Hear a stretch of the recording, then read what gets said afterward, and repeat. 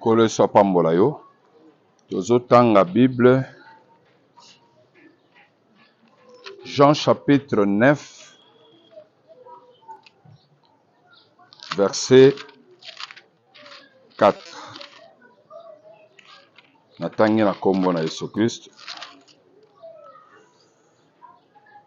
Il faut que je fasse, tandis qu'il est jour, les œuvres de celui qui m'a envoyé.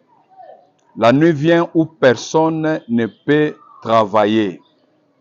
Amen. Tozolobela, tellement tozanango, il faut que je fasse, tandis qu'il est jour. Tu peux te mettre au fanda.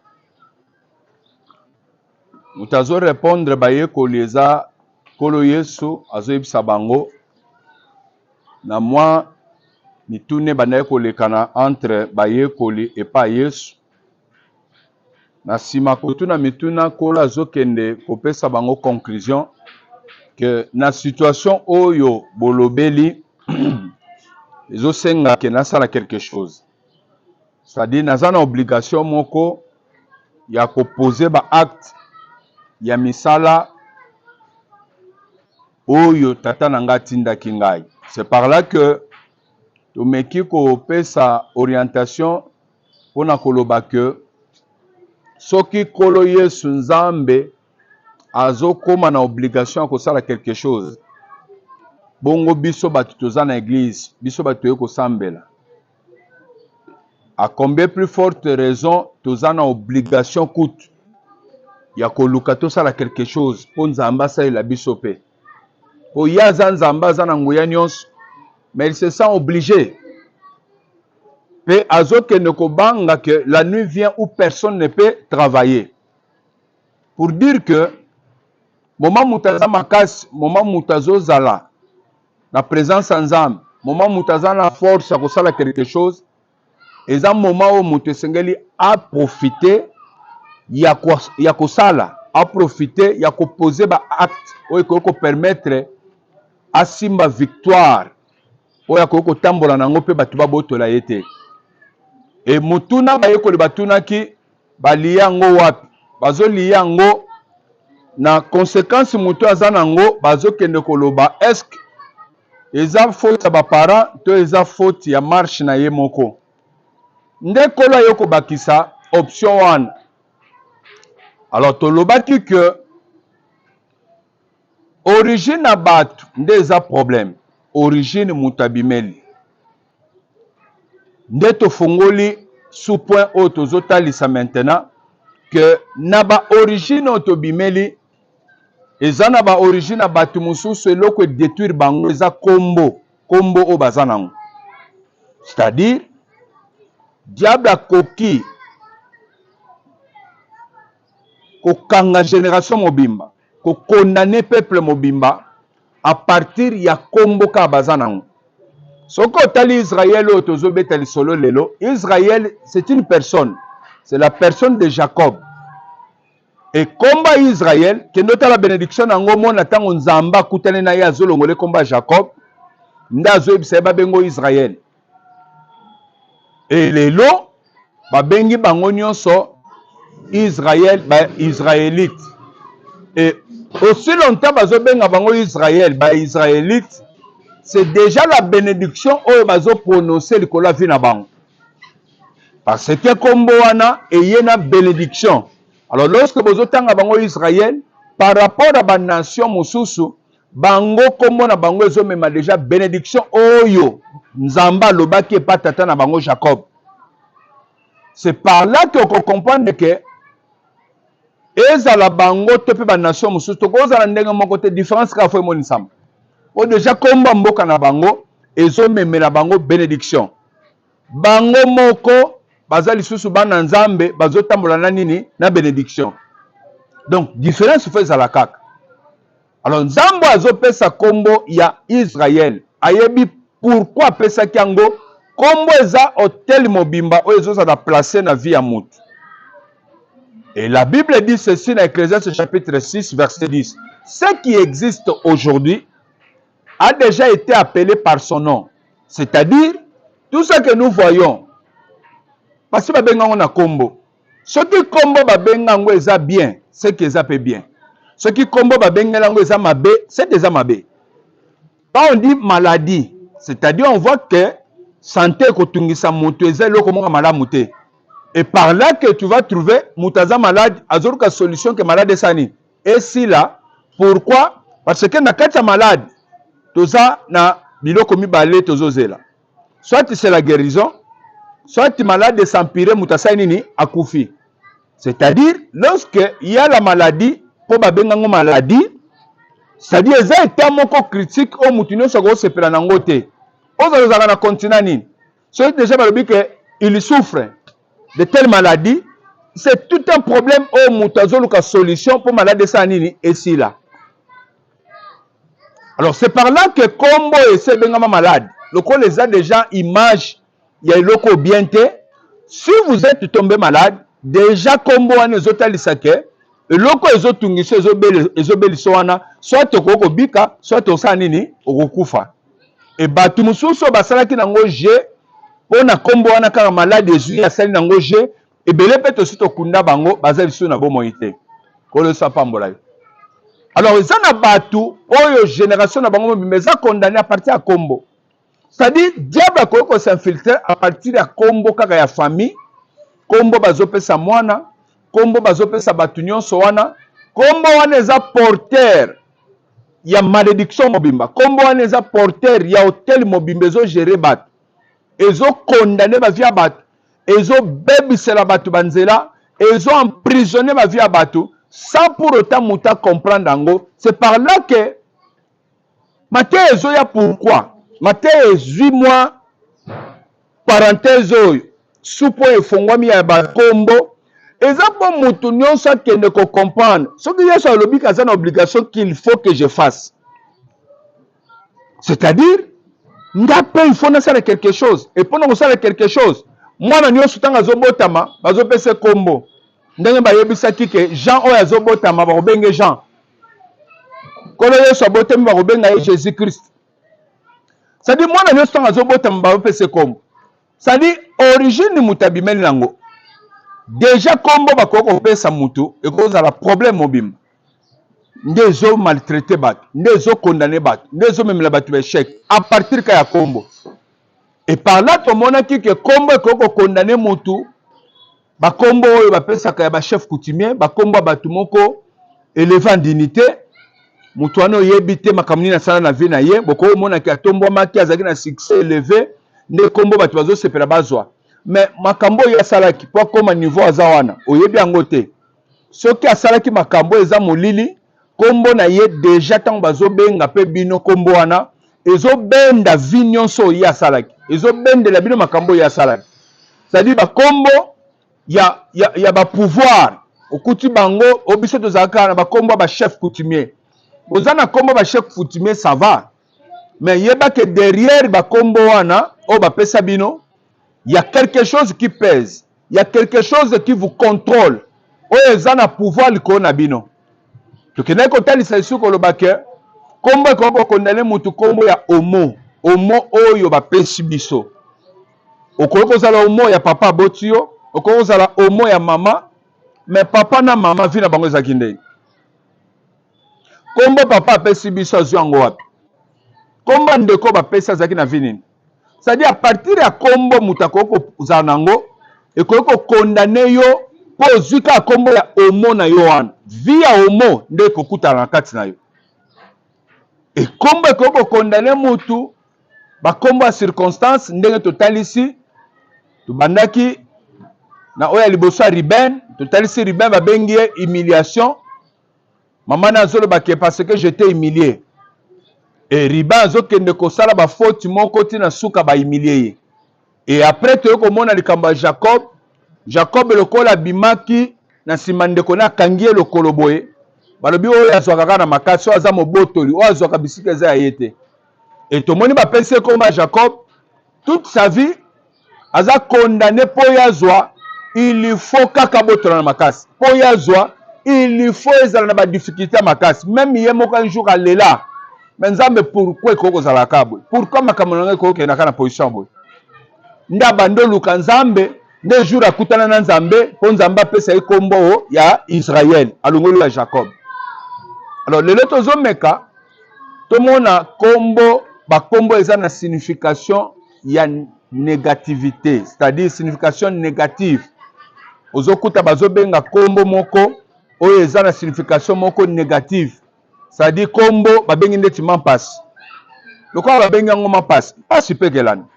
C'est-à-dire kombo ne bazobenga yango maimona, matumona, c'est-à-dire okomona pe makamo. Ozokuta babengi kombo nzomambo. Ndenge bazobenga bakombo wana, nde makambo pe kesa nini ekemonisa maka bongo. Pourquoi? Parce que eza bakombo eza na signification négative.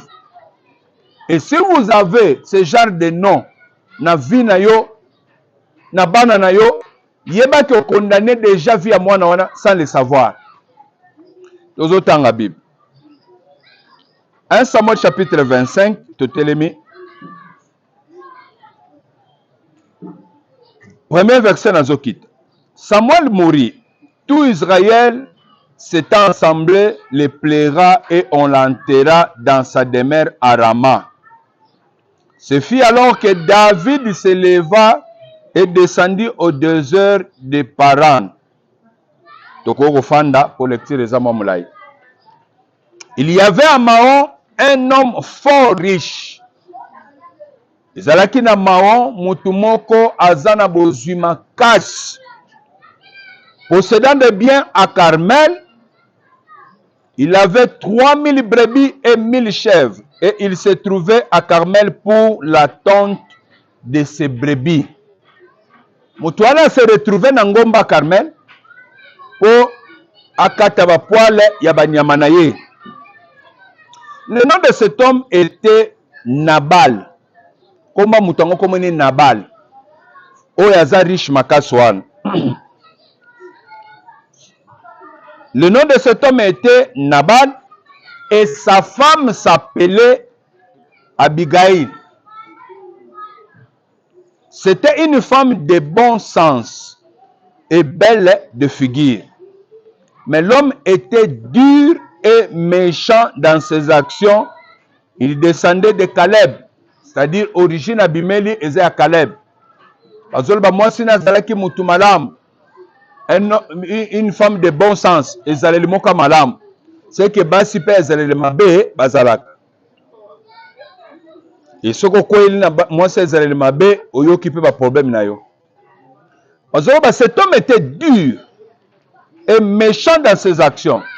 C'est-à-dire azalaki mutu moko makambo makasi pe azama be na ba acte apozaka.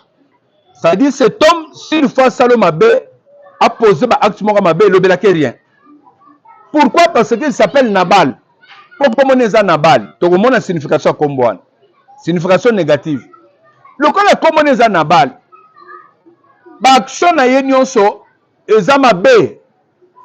Okon di mateke yemta zo nselio action bon, yemta selo loka bon. C'était comme ça que le monsieur se comportait. David a pris au désert que Nabal tondait ses brebis. David du coup azaki na guerre. Aza koyoka ke Nabal akeko sanini kokata banyamane ba poil. Il envoya vers lui 10 jeunes gens. Le quoi David a se retrouvé qui na kata ya zamba ndenga zo kima guerre yena roi Saoul. Attendi 10 jeunes gens auxquels il dit montez à Carmel et allez auprès de Nabal. Vous le saluerez en mon nom. Et vous lui parlerez ainsi. Pour la vie, sois en paix. Et que la paix soit avec ta maison et tout ce qui t'appartient. David a tindi basouya malam pour na patron wana qui Nabal. Et maintenant j'ai appris que tu as le tondeur oyo kata banyamano ba poala wa. Or tes bergers ont été avec nous. Nous ne leur avons fait aucun outrage. Et rien ne leur a été enlevé pendant tout le temps qu'ils ont été à Carmel. David a dit dans le bapa ba serviteur na boy bisaye. Quand on se retrouve na zamba na ba soda nanga et sungaki ba berger na yo bazaki na ba nyama, to batela ki pe bango atanya mamoko akufa te pe abeba te pe bayiba te lokomoko te to sungaki bango na protection. Demande-le à tes serviteurs. Tout na ba serviteur no ba biso que oui David na armée na ye bayaki basungaki biso pe banyama bazaki vraiment na protection. David a dit tout nango pa ba serviteur no po bayebisa yo. Et ils te le diront que ces jeunes gens trouvent donc grâce à tes yeux. Baton la tindelio.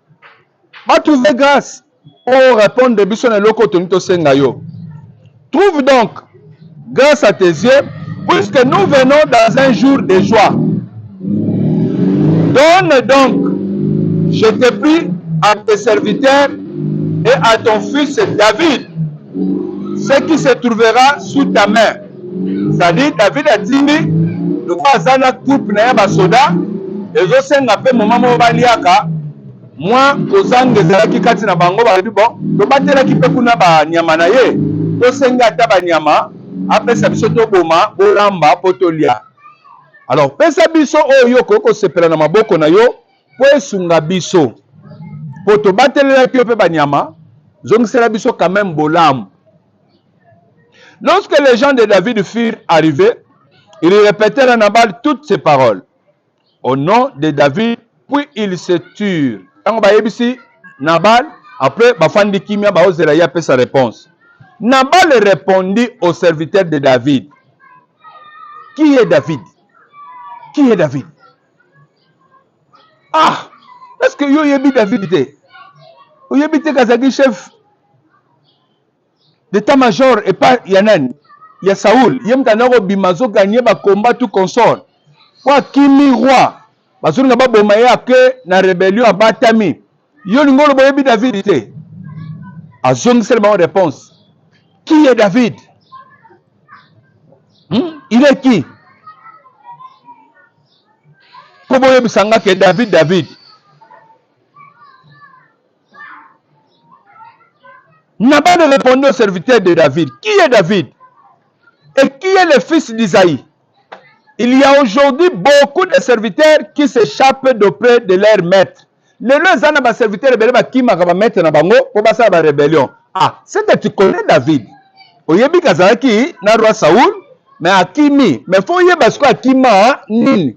Wa zoni na bomaye pour Monique, nzamba pesi bokonze pa nani et pas David. Mais le kola na zui angote na bomaye pour ngala zo ki bokonzwana. Parce que roi Saoul a yebi que ba pesi ke bokonze pas prophète. Et ndenga sa yoki ke ba kepel sus pour chama foute pas David, donc a yebi que o esalemi oneza ya solo et kokisama. Alors la meilleure solution zanine. Ce qui n'a pas mis petit oyo, c'est que ma communion son zambali nga sala et sala matenga na kotika toujours roi. Ça dit na el sengo wana lenga kibokonzi, David alinga tikala libera, alinga fana libera. Ndaba ndako bundisa David azoluka bomaye inutilement. Le lezana ba serviteur bele bazo kima na maboka ba mettre na bango. Ase que Nabal ayebaki David. Mais ba yebi yo bien, tout na basali na yo to batela ki banyama na yo. Pesa biso ateloka kolia po sunga biso po to batela ki banyama na yo. Mais pour zongisa malamu, le kola il est dur na ba et méchant na ba action na ye. Aboya ta ko zwatan aluka a comprendre que bato basali ki bolamu na zongisa pe bolamu. Pa na ye ezate. Ezanga batu mususa to sali bolamu. Ya zongisa bolamu te. Ato se forcer ndenge nini. Le kola na mutema na ye azolinga yote akotika la kosaelo bolamu te. Ezana batu musubo zana bango na course à pouvoir. Tikala koyeba kako tikala kako lingo te. Surtout soka yebi makama nzambe bien te. Surtout soka za mwana nzambe te. Akotika ko lingo te, akozaka toujours na haine na yo, bisiko akoko opportunité à détruire yo, ako détruire yo facilement. Facilement. Et je prendrai mon pain. Qui est David? Le nom serviteur qui m'a pas mettre là-bas pour passer à désordre. Ce qu'on besoin, nazo lipananga, nazo mainanga, nazo banyamananga que je tué pour mes tondeurs et je le donnerai à des gens qui sont je ne sais d'où.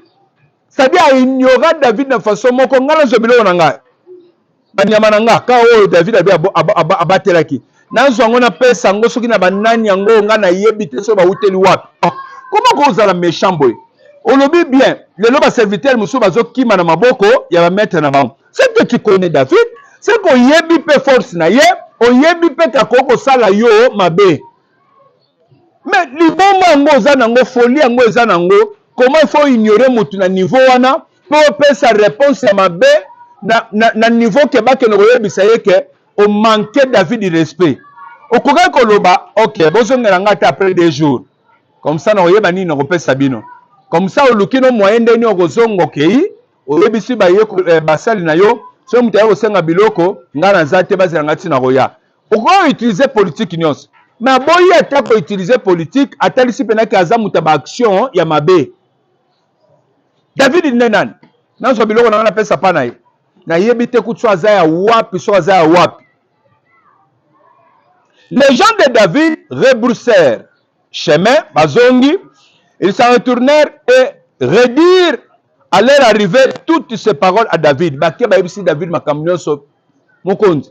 Tala makambo na bale à lobi. Alors David dit à ces gens que chacun de vous saigne son épée. Et ils saignirent chacun leur épée. David aussi saignit son épée et environ 400 hommes montèrent à sa suite. Il en resta 200 près de bagages, c'est-à-dire azaki na 600 soldats. Oyo akimaki na bango, o bazalaki na ye, o abanda kotambola na bango. Soka azwi 400 soldats ba commando babundaka guerre. Alobi motoro kwa sakaneli nga to okene na ngomba wana place biloko neza. Nazo silisa ye na biloko nyonso na batu na tozo boma bango. Un des serviteurs de Nabal, oyo azalaki wana tango patron azo finga David. vint dire à Abigail, femme de Nabal, à qui mimanga tu sa mère nanda, mère, tala père eloko sali, tala ninga manqué David, to kufi to sambwe, soko sali eloko te, tozo kufao. Ils ne nous ont fait aucun outrage.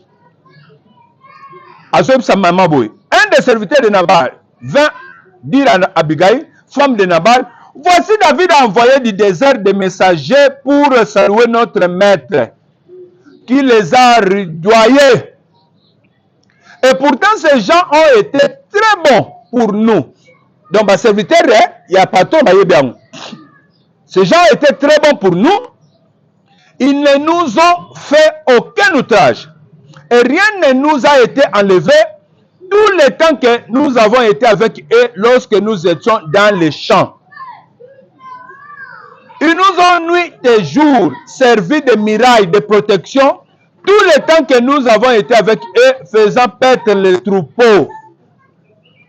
Sache maintenant et vois ce que tu as à faire, car la perte de notre maître et de toute sa maison est résolue.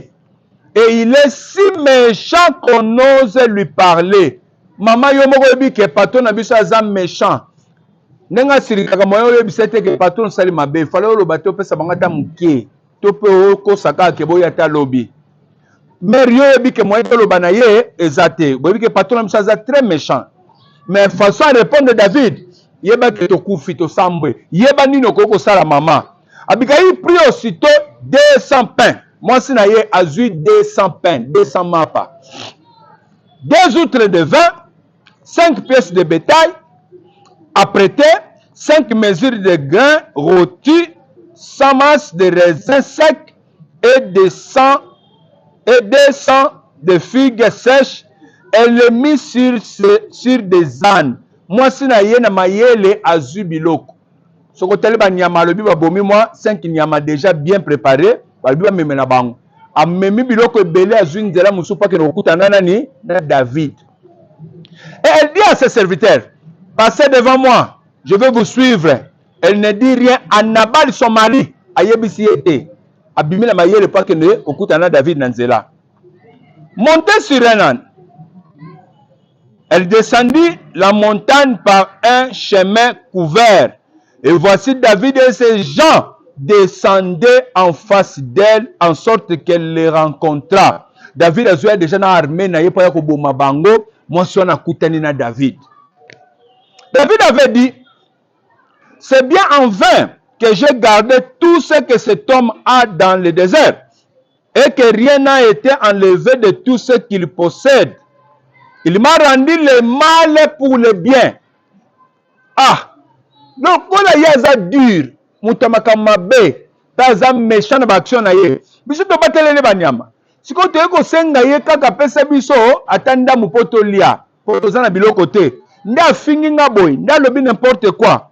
Ok, soki lelo na bomi bango te, lobanga na David te. Kango David a qu'est-ce qu'on zwa azui armée na ya zoya, mama azui mayela memi biloko pa ke nokuta na sikona David na nzela. Que Dieu traite son serviteur David dans toute sa rigueur. Si je laisse subsister jusqu'à la lumière du matin, qui que ce soit de tout ce qui appartient à Nabal, c'est-à-dire Nabilok, Nabat, David a une intention aboma bango nyonso sanini asili sabango. Lorsque Abigail a aperçu David, tant au moins son azana va punda moni pe David n'a azana armée, elle descendit rapidement de l'âne à quitter na cheval naye. Tomba sur sa face en ngunzami à Fukami, en présence de David, et se prosterna contre terre à Fukami. Puis se jetant à ses pieds à Mibwaki na makolo ya David, elle dit, à moi la faute. Mon Seigneur, à moi la faute. Faute ezanga David, mon Seigneur. Permets à ta servante de parler à tes oreilles. Limbisangai, yoka tangana lobamuke. Et écoute les paroles de ta servante. Yoka maloba mosali na yo. Que mon Seigneur ne prenne pas garde à ces méchants hommes.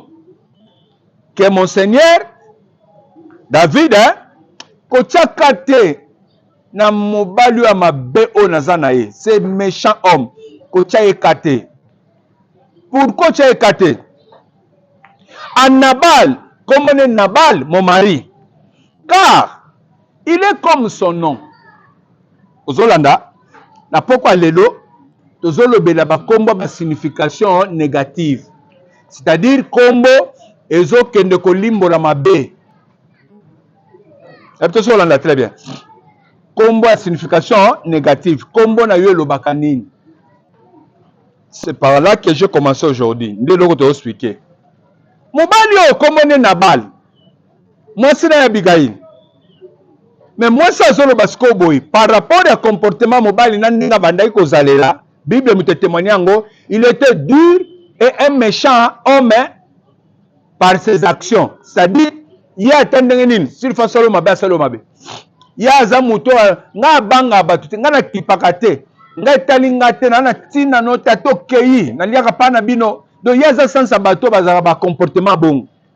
Parce que moi c'est dans commis devant David ami boki na se abandi kolela abi faute ngai oh faute na na lokoni est-ce que yo sale lok abi oui faute za ngai ko silikate mon Seigneur yo kangai faute za ngai ko kipe mobali ote comme Nabal car il est comme son nom. Il est comme son nom. Ce qui combo na ye, eza liwa. Ce qui m'a comme banosala mezanine. Liwa. Je ne sais pas si vous comprenez. Sa femme, c'est la Bible. Bible est de makambo. Moi ça zoloba. Mobali nanga azaka lokola combo na ye. C'est-à-dire combo na ye nde sala kamakambo bongo. C'est-à-dire ce qui combo na lobi liwa, c'est que c'est la mort. Je ne sais pas si vous comprenez. Ce qui combo na lobi perte, c'est que la perte. Ce qui comprend le bien échec, c'est que échec. Et peut-être que vous comprenez. Maintenant, ce que tu as c'est ça, non? Il est comme son nom. Nabal est son nom. Et il y a chez lui de la folie, l'iboma. Vous voyez que signification comme il est comme son nom. Nabal est son nom. Il y a de la folie na mutu na ye liboma. C'est-à-dire ça comme makambo. Le kola liboma un fou asalaka makambo eza na sensi te yebisangai David a tindeli obato po ya kengela ki pe biloko no na kati ya désert na tani so bazaki wana ba lié le côté mais ba protéger biloko na yo ba berger na yo ba sepeli tandis que soki bokutani na ba rebelle na kati ya zamba bokobanga no mais le corps ba ki David pe David a dit que baza ba israélite moyen sala bango mabe ezate pe biloko eza ya bango moyen botola ezate po bango bazaka ba bokoli po osenga pa bakolo nango akipa bango te mais ayeda bango abateli biloko po banyama zamba baya kolia banyama wana te mais un jour David ayoki ke azokende kokata banyama na ye bapoil mpe azoboma David abi bokende kutana na ye bopesa mboto boyebisa ye ke nabatelaki mpe biloko na ye apesa biso ata quelque chose mais moto aza na sansa malamu ah c'est vrai abatelaki ok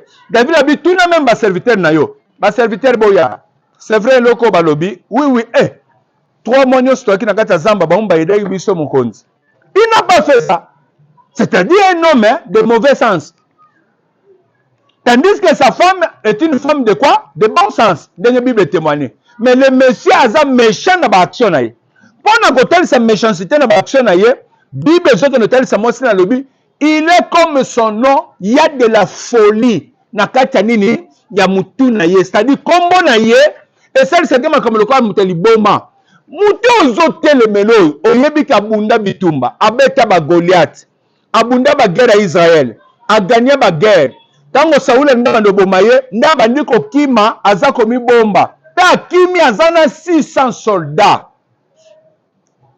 yo oza na basoldat te oza kaka na baberger nde baobatela banyama moto aza normal est-ce que faut s'opposer na moto oyo mpe ofinga ye otalisa ke David wanga aza eloko te asala mpe rien soki ozoluka liwa na yo yo moko nde mwasi alobi il est comme son nom kombo na ye ezotalisa liboma la folie il est comme son nom Nabal est son nom et il y a chez lui de la folie et moi ta servante je n'ai pas vu les gens que mon Seigneur a envoyés namoni bato oyo tindaki te mpo nazalaki wana te ntango okutani na ye limbisa yo kamawa po moto oyo aza liboma c'est-à-dire eza na bato kombo na yo signification nango lokola ezotalisa liboma Nabale na liboma na ye aluki na liwa ya nani liwa na ye liwa ya mwasi na yo asala eloko te liwa ya baserviteur na ye liwa ya banyama nyonso yo moto oza na 3000 brebis bazoya mpo baboma ngo na jour moko même ata so babomi yango baolia yango nyonso na jour wana c'est-à-dire eza na banyama mosusu bakoboma bongo batiki mais eza na mosusu basoda David bakosala nini babomi mpe basali nini bakei nango mpo bazoya 400 soda mpesi David ye moko esali 401 c'est-à-dire bakoki komema ata deniama ekokoka mpe kaka 3000 nyonso te e banyama mosusu mpe na ntango bozoboma misusu mosusu mpe akokima mosusu mpe akokwea na ngomba mosusu mpe arule kuna na sa ngomba akufi c'est-à-dire perte ekokote ya biloko nyonso mais moto azokreye perte oyo nyonso alinga kreye perte oyo eza nani Nabal po il y a de la folie liboma kombo ne ezotalisa nini liboma siko motu kombo ezotalisa liboma oyo bonzo mbeli acuba yo aboma yo eza difficile il suffit liboma ne esala kaka nde bonde oswana azwa mbeli asilisi dossier na yo pourquoi il y a de la folie liboma eza kati na ye aparti ya nini aparti ya kombo oza na kombo nini bapesa kombo nini na famille batia kombo nini kombo na bino signifiaka nini signification kombo na bino eza nini bongo kozala porter na kombo ya bata maboma nde ozokuta loyenge bato nyonso loyenge bato nyonso désordre oyo baza bafamille ya banabali te oyo nozokuta ndako so okoti yango osentir bato nyonso désordre oyo baza banabali te eza na bato baza banabali liboma kombo babengaka bango ememelaka bango liboma kombo babengaka bango ememelaka bango kwiti ozokuta babensi mutu kombo ya kwiti siko mutu wana kwiti eka bando ya to eya te kwiti fo eyelaka ye abonomelaka bamasanga abonomelaka badiamba po bapensi yo kombo ya nini ya kwiti oyo eza banabali te bamabomo oyo bazodre ezaka na ndako oyo bakoki kozala banabali bobomo ozala bapesa bino kombo ya bato maboma oza banabali sadi ozokuta ya de désordre moyen moto azala mpe stable eza te mpo nini ya de la folie de fois makambo mosusu azosala il ne se maîtrise pas pourquoi komona eza nabali ya bino kombo eza nini c'est par là que ozokuta supo na biso teme na biso eza il faut que je fasse tandis qu'il est jour c'est-à-dire lokolo oza na makasi ya comprendre que kombo na balo nde memaka liboma nde ezomemela biso instabilité nde ezomemela biso difficulté. Il faut que tu fasses quelque chose. On décide ya kotelema pe koluka komoko kozwa solution ya nini ya kombo na yo. Na bito sozo comprendre, c'est clair. Telema likolo.